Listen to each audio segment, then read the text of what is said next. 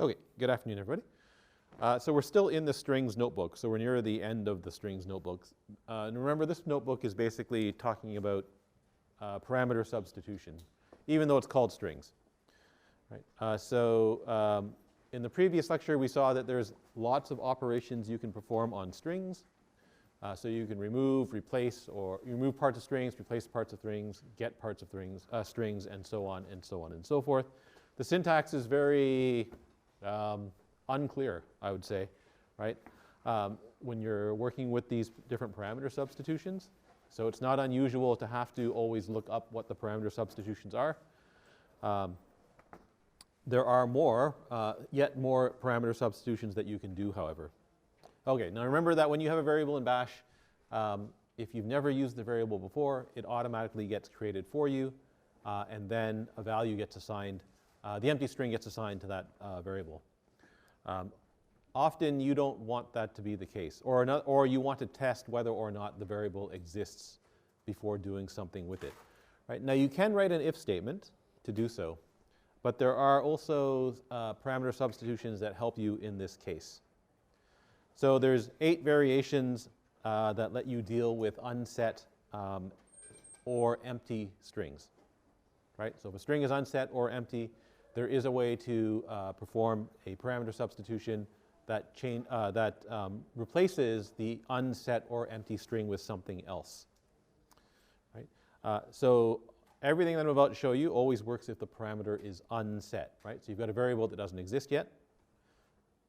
If you see a colon in one of these, so there's a colon there, there's a colon there, there's a colon there. Right? So anything that has a colon in it also tests if the parameter is an empty string. Right? And so in this table here, there's going to be 4 columns. Right?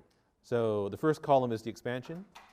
The second column is the result of the expansion if the string is unset. The third column is the result of the expansion if the string is empty. And then the fourth column is the result if the string is not empty. So not empty means it's not empty and it's also set to some value. Right. Okay, so we have here the minus expansion, right? So some string, minus, and then some other string, so I'm calling that other string a word. Right? So if the string is unset, then this whole thing is replaced with the second string, right? So in other words, it's replaced with word. Right? And so this is useful, for example, if you have a program, or sorry, a script that is expecting some command line parameters, right? So suppose it's expecting one command line parameter, right? The script is called without passing any command line parameters in, right? That means the parameter $1 will be unset because there are no command line parameters. Right? You can give it a default value by using that expansion there, right? Because if the parameter str is unset, right, this whole thing gets set to word, right? So for example, you could do something like, sorry, this microphone is really annoying.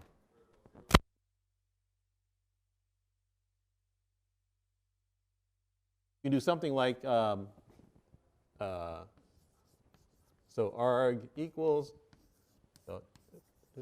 so I'm going to look at command line, I'm going to look at the first command line argument, right? If it's unset, right, then I want to provide some default argument for arg, right? So here you would have, I don't know, some default argument, whatever you want. Sorry, whenever I move, I have to.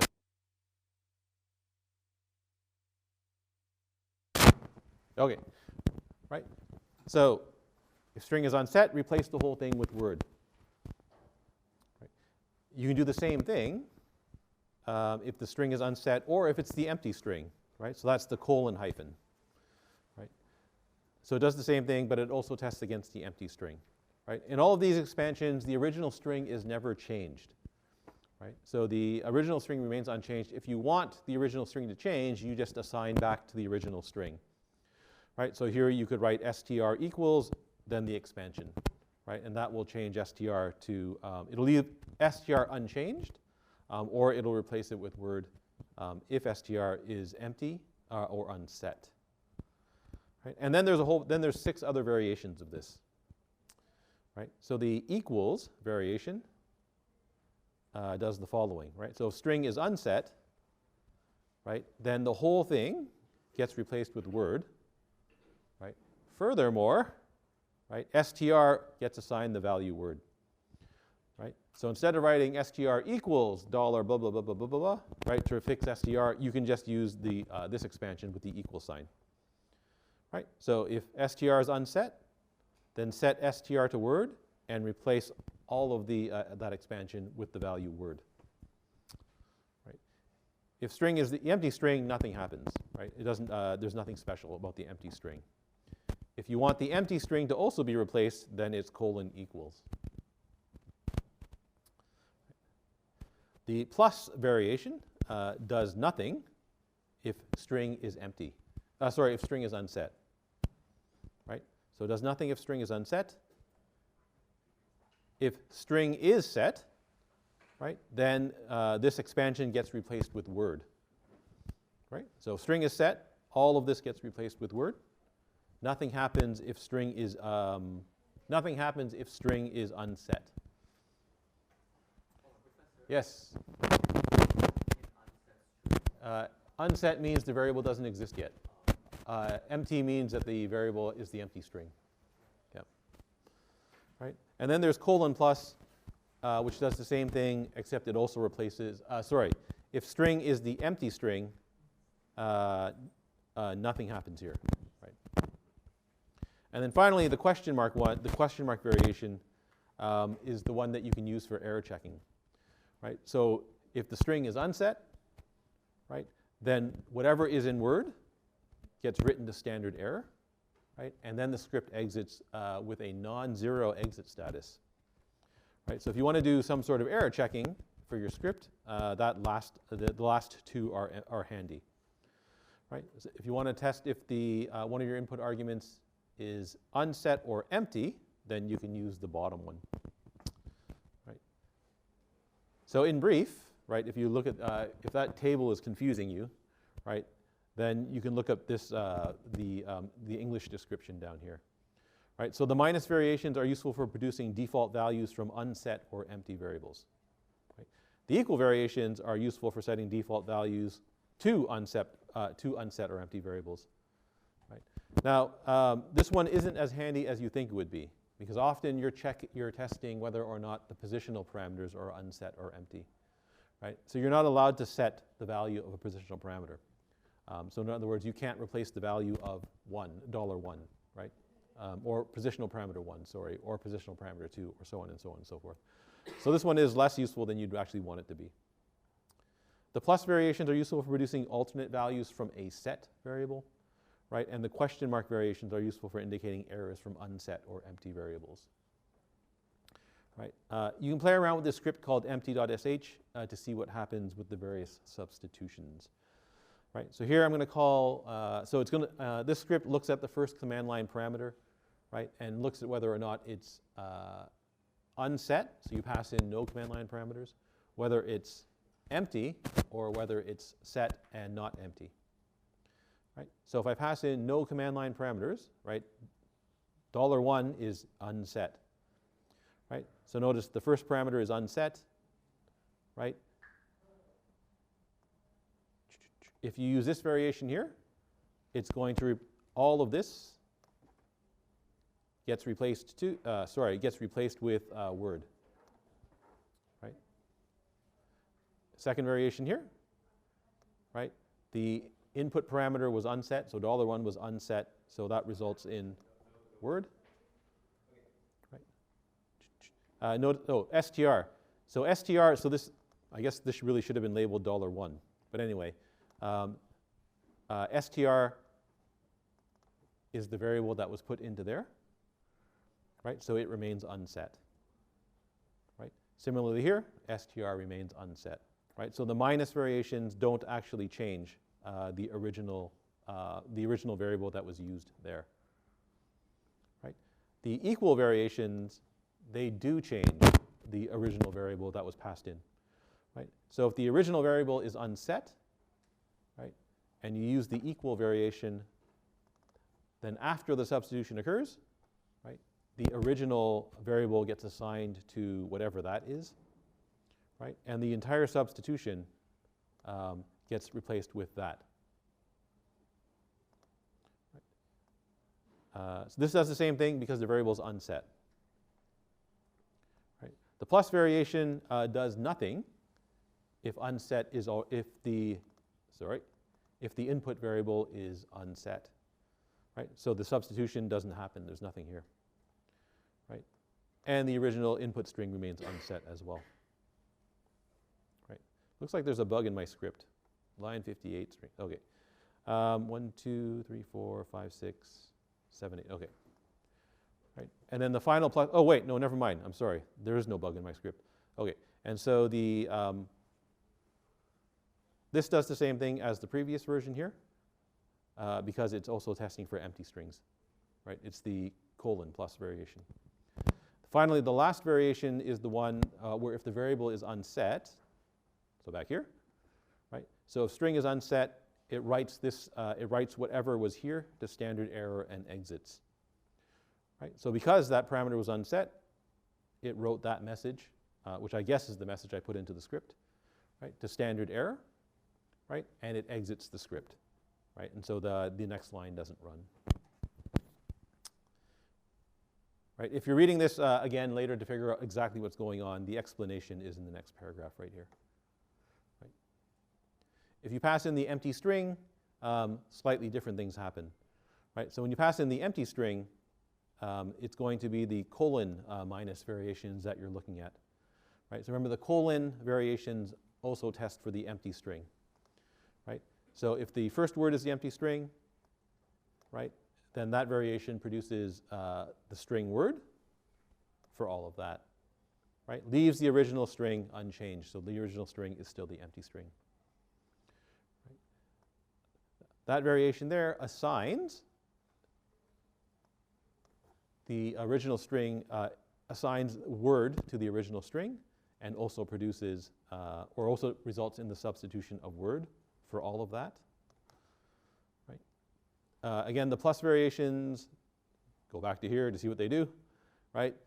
For the plus variations, if the string is empty, right, nothing happens. Right? So for the plus variations, string is empty. So nothing happens, right? And then finally, for the question mark variations, colon question mark is going to produce the error message, right? So again, back up to here, right? If the original string is empty, then it writes word to standard error and exits, right? Over here, writes word to standard error and exits, right? So if the input string is empty, it writes that to standard error and exits. And if you want to try a non-empty string, you can try that one. Right? So for the non-empty string, all of them will do nothing except for these two. Right? So the non-empty strings, they will get something happens only with the plus variations. Right? So if that is not empty, then then all of this gets replaced with word. Right? Sorry, if not empty or unset here, right? And this one is if it's empty, then replace everything with word. Right. All right, so in summary, the minus, equals, plus, and question mark operators, I don't know, I guess they're operators, deal with the unset or empty strings. Right? So useful if you want to deal with, useful if you're in the situation where you have to deal with these things. Right? There are other substitutions that you can perform using strings, but I think that's more than enough to talk about for the purposes of this course. Right? If you click on that link there, you can find all of the different possible substitutions. Right? It's a fairly long web page, that link there. So there's actually quite a few. There are several other things you can do with strings. But I'm not going to ask you about them or make you use them in this course. Right? If you need to know about them, click on that link there, though, and you can find out about them. Right? And so that completes the discussion of parameter substitution. So the next topic in the course is going to be writing if statements. And so I think the order of the notebooks is conditional operators and then conditional statements. Those really should be flipped. So I'm going to talk about conditional statements first. That'll make the conditional operators notebook a little easier to understand. So the conditional statements, basically you're dealing with if statements. And what does bash use exactly for a condition? All right, so we've seen a simple bash if statement already, right? So we've seen if, double round bracket, some sort of numeric comparison, right? If you're ever doing a numeric comparison, you can always use double round brackets and not worry about it. It'll always do what you want, right? But there are other ways to write if statements in bash. So the general form of the if statement in bash looks like this, right? So the word if, and then there's something here that doesn't always look like a condition, right? So with the double round brackets, and you're doing some sort of numeric comparison, it looks like a condition. In general, though, this thing here is just the result of a command, right? So there's one or more commands here that you can use as a condition, and that's really weird, right? So why is a command a condition? Well, I'll explain why it's a condition in just a second. Right? After the commands, you write then, semicolon then, right? And then whatever commands you want to run, if that condition happens to be true. Right? If you want else if, that's ELIF in bash, right? And if you want else, it's just else. And the if statement always ends with phi, so fi, right? Ends the if statement. If you write it this way, the semicolon is required, right? You can also write it this way where you don't need the semicolons. Right? So if, and then your condition here, and then on the next line then, right? Else if your condition's here, then on the next line then, right? Else, and then phi, right? The else if and else parts are always optional. The really weird thing in bash is that the condition for the if statement is a command. Even when you use the double round brackets, it's still a command, right? Which is weird. So bash uses the exit status of commands as a condition. Right? So all commands in bash produce some sort of integer exit status, right? Value of 0 indicates that the command has run successfully and not encountered any errors. Right? A non-zero integer status indicates an error of some kind. Right? And so the way the if statements work, it looks at the exit status of the test command. If the exit status of the test command is 0, so the command ran successfully, then the condition is considered to be true. If the exit status of the test command is non-zero, that means the command did not run successfully, so the condition is considered to be false, right? Which is really weird. So the use of 0 as true is weird.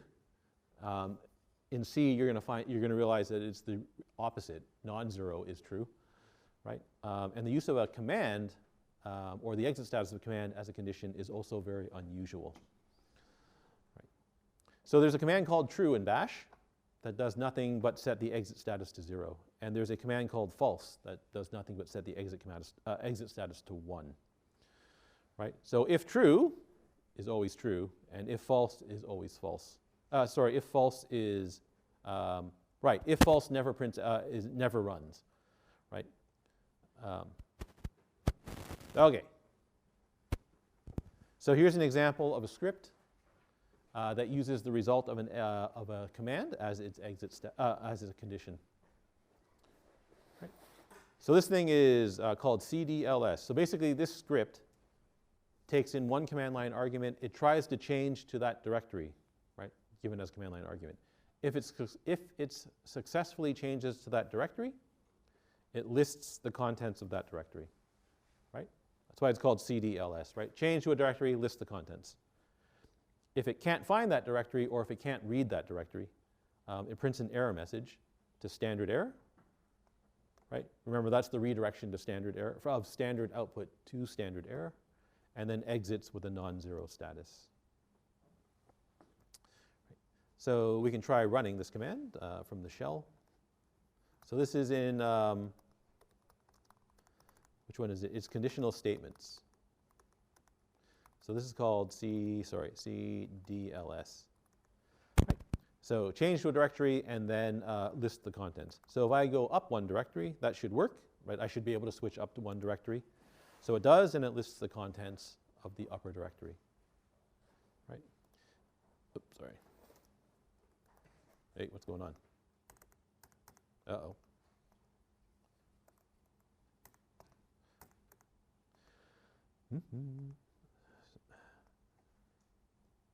Sorry, I think my shell has crashed.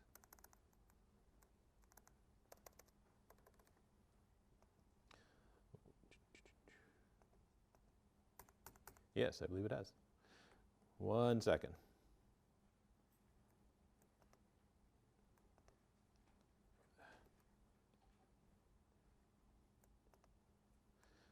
Okay.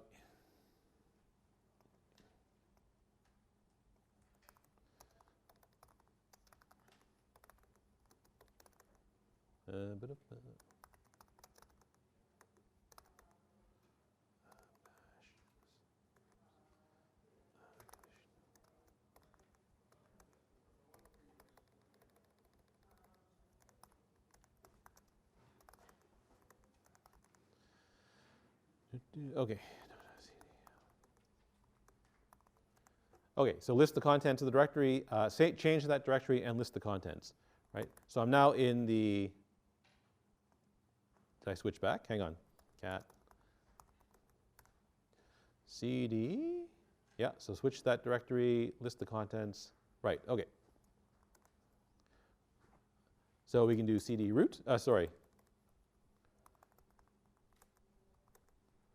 root directory, right? So it switches that directory, lists the contents of the directory, right? Notice that when you run a script, right, the current shell is not affected by the script, right? So when you run the script, it's the, right? Notice that one of the commands that we ran in the script was to switch to that directory, right? And we never switch back to the current directory, right? So even though the script runs, right, and switches to that directory, the current shell isn't affected by this command, right? And so what happens is that when you run a script, that script runs in a separate subshell, right? So your shell launches another shell, runs the script in that shell, and then the exit whatever is produced by that shell gets returned back to your current shell. Right. Okay, if you try to switch to a non-existent directory, some badder, right? You get your error message here, right? No such file or directory, and then we get our second error. We get a second error message here, right? Error changing to that directory, which is that error message there, right? So that error message here came from the cd command, right? So when you run a command as when you run a command as a condition, right? If that command produces any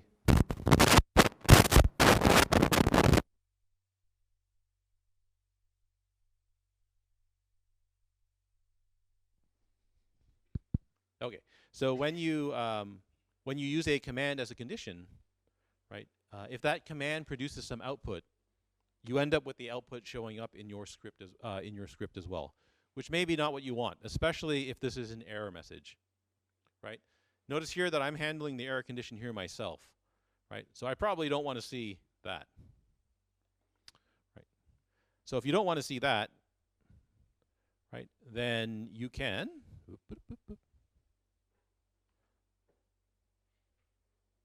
redirect the contents of that command to somewhere else, right? So redirection still works here, right? That's just a command.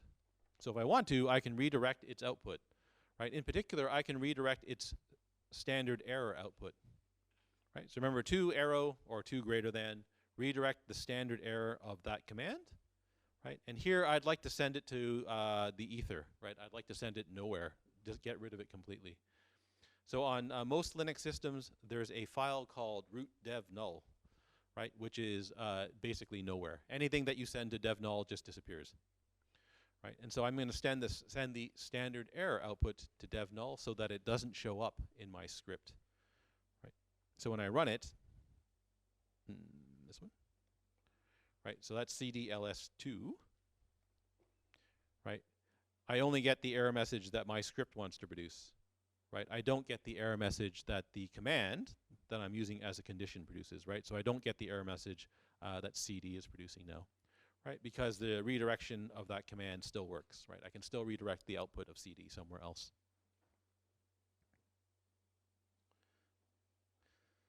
All right, so you can use a command as a condition. It's a little bit unusual to do so, right? Normally, you have some other condition that you want to write, and that other thing looks more like a condition, right, rather than a command, right? So for example, you want to test two strings for equality, right? Or I want to know, is a string empty, right? Does a file exist, or something like that, right? In those situations, you should use the double square bracket in bash, right?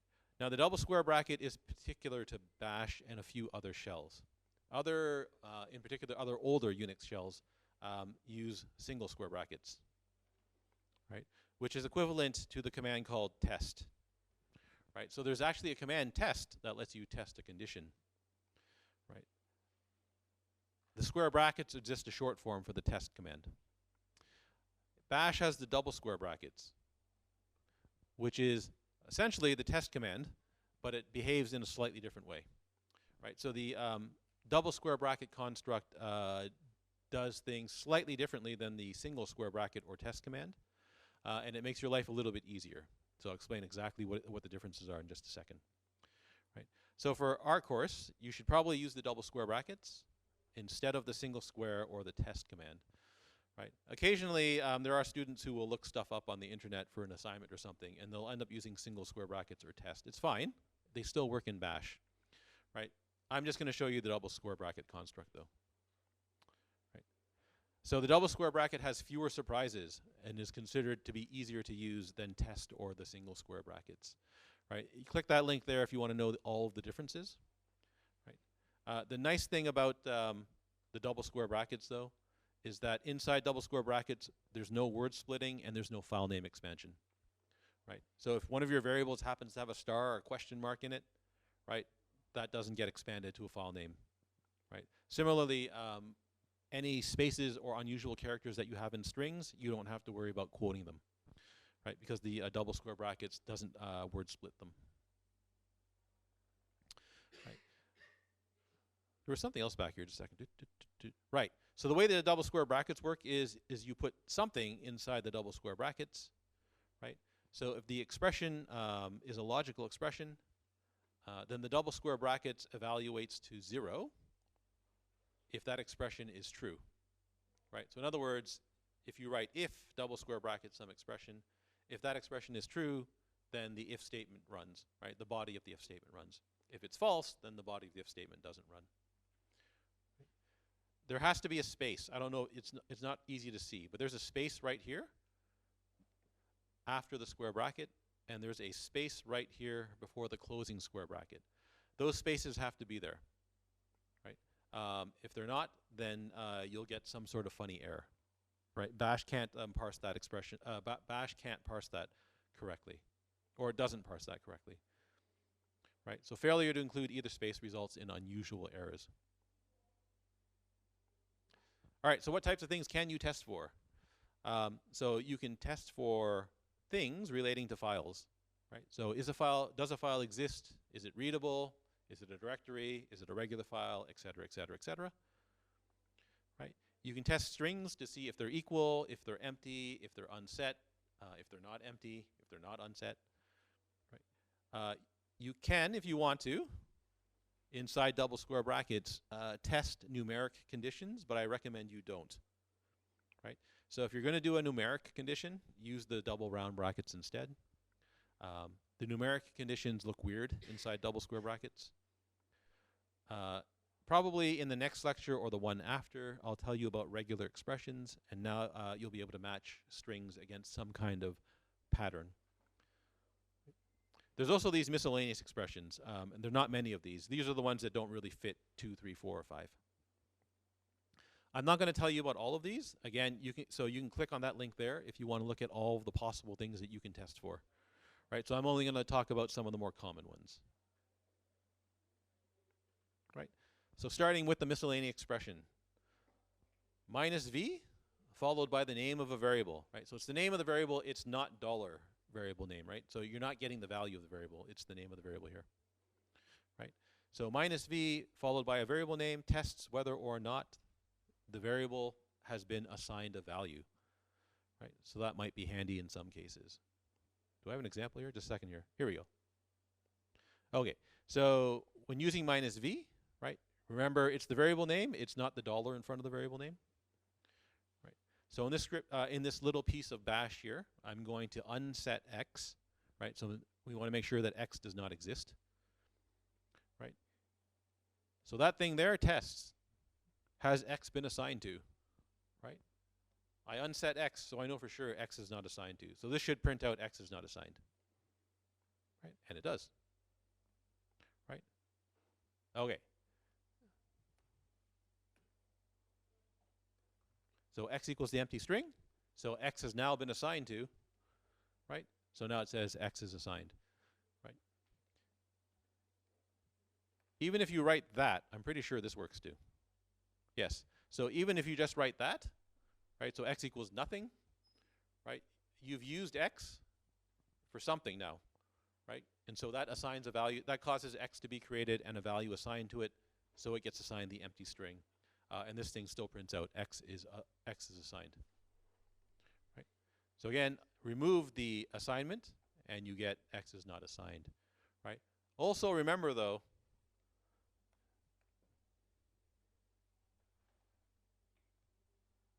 if you write that, right? So create a variable y and assign it the value of x, right? Now in here, you're using x for the first time right there, so it gets created and it gets assigned the empty string. So this also prints out, oh, sorry, that should have printed out x is assigned. Does that not? Well, I guess I'm wrong. Never mind. I guess it still thinks x is not assigned. Does it exist? Okay, well, I'm surprised. I expected that to create x and assign it a value. This says it's not, so I guess it doesn't. That surprises me. This is the same script all over again, right? If you assign a value to x, it ends up being assigned. So that's the minus v. File expressions. So because a lot of the work that you're going to do involves files, there's a whole bunch of expressions that deal with, does a file exist, what kind of file is this, et cetera, et cetera, et cetera. Right. So minus d followed by a variable that holds a file name, right, is true if the file is a directory. Right. Minus e tests if that variable holds a file name that exists, right, where the file exists. It can be of any kind. So it could be a directory, it could be a regular file, it could be a special file, right? If you want to test if the file is a regular file, that's minus f, right? R, W, and X test if the file is readable, writable, and executable, right? So you can test for all of those things as well, right? S tests if the file exists and if its size is greater than 0, so if it's not an empty file. Minus NT and minus OT. So is file 1 newer than file 2? Right? Is file 1 older than file 2? Right? And so it's the modification time that's used to test for whether to test the these for both of these two expressions here. Right? So D directory, E exists, F is it a file? Regular file. Right? R, W, and X readable, writable, executable. All right, so this little script here, it expects one command line argument, which is the name of a file, right? So I'm going to store that in the variable file, right? Now remember, when you're working with file names, you often get file names that have funny characters in them, so spaces and question marks and stars, right? Inside double square brackets, you don't care, right? You don't have to double quote the use of the variable here, because the double square brackets suppresses all of the expansions. Well, it suppresses the file name expansion and word splitting, right? So you don't have to worry about unusual file names here, right? So if the file exists, we're going to try to figure out what kind of file it is, right? So assuming it exists, right, is the file a regular file, right? So not a directory. And if it is, we're going to print out it's a regular file. right? Now notice here, when I print out the file name is a regular file, right? Now I have to double quote the use of $file here, right? Because if I don't, expansion will happen here, right? So file name expansion will happen, and word splitting will happen here if you don't quote this string. Right. Here I'm gonna so if it's I'm gonna test, is it a directory? If it's a directory, I'm gonna print out it's a directory. Right. I'm gonna test, is it readable? Is it writable? Is it executable? Right. If the first if statement is false, then I know that the file doesn't exist. Right. Okay. So here we'll test this thing called scripts. Scripts is a directory, or should be a directory if I'm in the right directory, right? So it's a directory. On my computer, it's readable, writable, and executable, right? That's one of the notebook files. So it's just a regular file. So that should print out, it's a regular file. It's readable, it's writable. It's not executable, which makes sense because you can't run a notebook file like a command, right? It's just a bunch of text. Here I'm going to pass in a file name that doesn't, of a file that does not exist, right? And so this should just print out no such file does not exist. All right, so remember that named shell script from, I guess, 2 or 3 lectures ago. So this is the one that made a empty bash script and set the, put in the first line of the script and then set the executable permission to that script, for the user, right? So that the original version of the script always overwrites the destination file, right? So if you create a script and the name of the script that you're creating already exists, it blows over the other script, right? If you don't want to do that, you can test, does that file already exist, right? So, does the file already exist, right? If it already exists, it prints out an error message saying, hey, that thing already exists, right? Prints it to standard error, and then exits, right? So this one refuses to overwrite an existing script, right? It does so by testing whether or not the file already exists.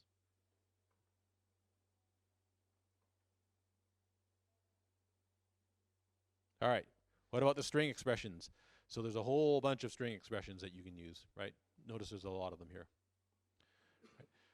So if you just write down the variable name of the string, right, that tests whether or not the string is of length 0, right? So so just if square bracket followed by some string, test whether or not the length of the string is not 0, right? Is it not empty, right? If you want to be explicit about it, use -n followed by the name of the string, right? -n not empty, -z, string is empty, right, for 0. Right? String equality is equals or equals equals, right? Both are usable.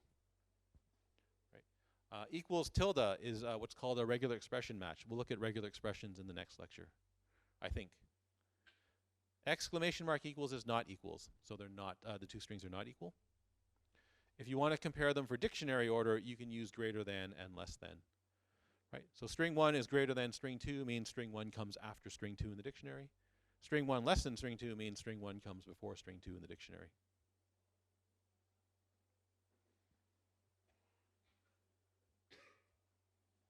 Okay, so now when you're using the, so if you're going to test whether or not a string is empty and you want to use just the contents of the string, right, then this has to be a string or it has to be the value of a variable, right? So if s is the variable that you want to test, right, now it's $s, right? So you actually need to get the value of the variable here, right? There's even a comment here, right, $s because we want the value of the string stored in s, right? So if s is empty, this should print empty, and if it's not empty, it should print not empty, right? So that prints empty, right?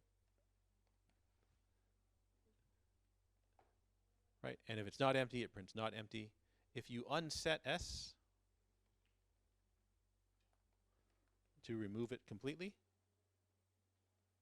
right, it also thinks that it's empty.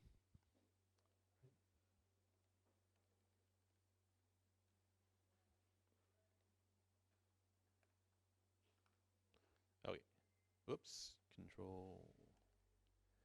All right, so that tests if a string is not empty. If you want to test if it is empty, then that's what minus z is for. Right? Again, you want the actual string here, so you want the value of the string stored in S. Right? If you just put S here, that's testing is the string, the literal S, is it not empty? Sorry, is it empty?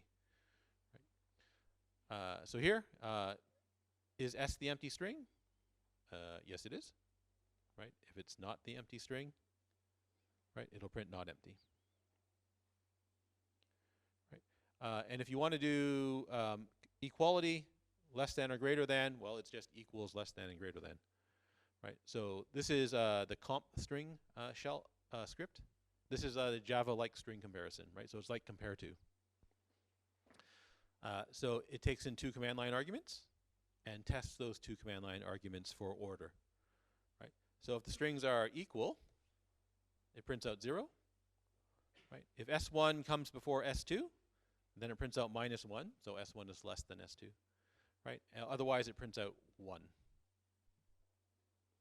Right? So cat and cat are equal, so this should print out 0. Right? Antelope comes before zebra, so this should print out -1. And tiger comes after poodle, so this should print out +1. Right? Oh, it also prints out tiger comes after poodle. Okay. Right.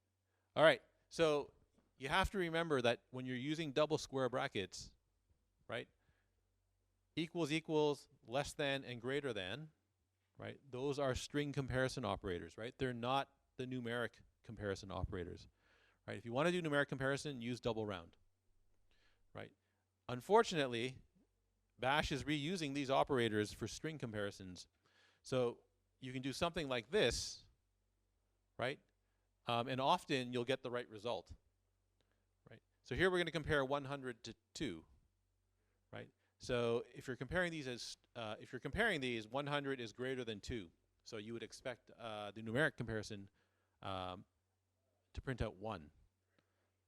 Right? But this prints out -1. So it's saying 100 is less than 2. Right? Why is 100 less than 2? Because 100 as a string, right, comes before 2 as a string. Right? Because the digit 1 is less than the digit 2 as a character. Right? So 100 comes before 2 as a string. Now the problem is that this thing will often work. Right? So for example, if I can click in this, what's going on?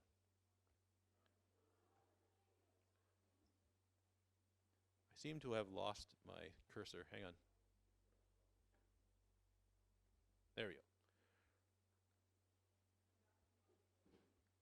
Right? So unfortunately, if you write something like that, you actually get the right answer. Right? 100 is less than 201. Right? Which is unfortunate. If you write 200 and 100, you also get the right answer. Right? But it's not only after you do more rigorous testing that you realize you're actually comparing the wrong things, right? You're actually comparing these as strings, right? So don't forget, if you're doing numeric comparisons, use double round.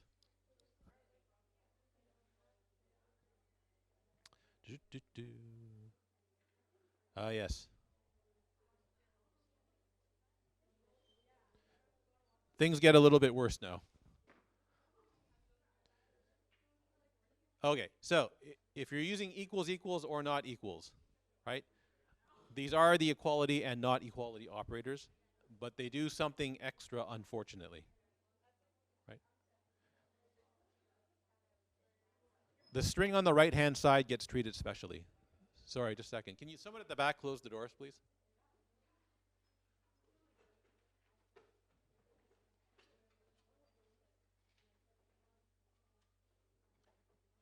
Thank you.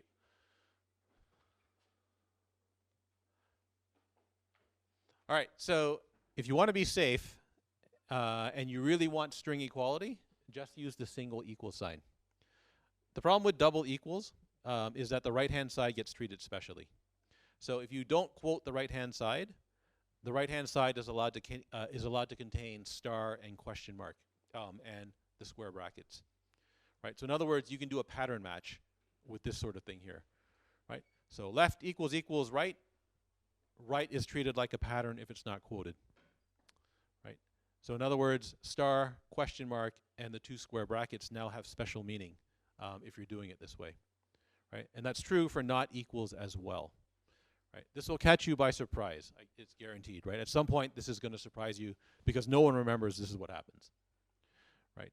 So remember that star matches any sequence of characters. So you can write something like this, right? If you remember equals equals does this is great, right? This does what you want it to do. If you forget that equals equals does this, and that's a variable that happens to contain a star or a question mark in it, right, then all sorts of weird things start to happen on you, right? So here, I'm going to test, is the string, does it start with an A? That's what that's testing, right? Which is probably not what you really wanted, right? Especially if this is a variable here, right? So if you have a variable that happens to be, that stores the string A star, right, and you want to compare for string equality, right, you probably want pure string equality. You probably don't want this pattern match, right? So be careful, the pattern match can happen here on you. It gets worse because there's another form here that lets you specify patterns in a different way. So those are called regular expressions. Right? So here, this one matches, this tests whether or not the string starts with an A and ends with an A. Right? So the string ADA happens to match that. Right? If that's the question mark, it also matches. Right? So that also matches. Right? Of course, if it's two question marks, then it doesn't. Right? So that has to be A, character, character, A, which doesn't match the string ADA. Right? And then finally, don't forget the square brackets as a pattern. When you use them as a pattern, they let you specify a range or a character class. Right? So if you wanted to test if a string happens to be a postal code, you could do something like this. Right? So starts with a letter, followed by a digit, followed by a letter, followed by a digit, followed by a letter, followed by a digit. Right? So that looks like a Canadian postal code. Right? So that prints out, might be a postal code, right? So the postal code of Goodwin Hall might be a postal code, which is correct. Right? If you add extra characters, or if you change the characters inside to non-strings and to non-letters and numbers, this will print not a postal code. Right? So for example, NM, right? That doesn't match, that M doesn't match the last 09, so now you get not a postal code. Right? So watch out for that. Sometimes it's what you want, sometimes it's not. So you have to be careful and remember that equals equals does do the pattern match. Right. Finally, so I'm going to tell you about the integer expressions, but I'm also going to tell you don't use them. Right? If you want numeric comparisons, use the double round bracket. Right? The integer comparisons look weird. Right? So for the integer comparisons, you can't use less than, greater than, and equal to. Right? It's minus EQ for equals, right? Minus NE for not equals, right? Minus LE for less than or equals, right? You can use these, but the double round bracket's a lot easier to use, right? Sorry, we're almost done. So there's a little script here. It takes in two arguments as takes in two values as command line arguments, and then tests them for order. Right? So if they're not equal, if the first one is less than the second one, right, it prints out -1. Otherwise, it prints out 1 because the first argument is greater than the second one, right? And if they're equal, it prints out 0. So again, this is like the string comparison thing I just showed, the string comparison example I showed you earlier. This one actually works with numbers, right? Don't forget though, any string that is not made up of all digits, right, gets treated as 0 when you compare them as integers, right? So if you compare hello, goodbye as integers, they're equal, right? Why? Because hello as a number is 0, goodbye as a number is 0, right? ABC is less than 3, right? Because ABC is 0. 12 is greater than 0 because XYZ is 0, right? And it gets a little bit worse. You can read that little paragraph there to see why it gets worse, right? So if you're doing numeric comparisons, stick with the double round brackets. It's easier to write, it's easier to read, and it avoids some of these other problems that you may run into. All right, I guess we'll call it quits for there, and we'll pick this. We'll finish it off in the next lecture.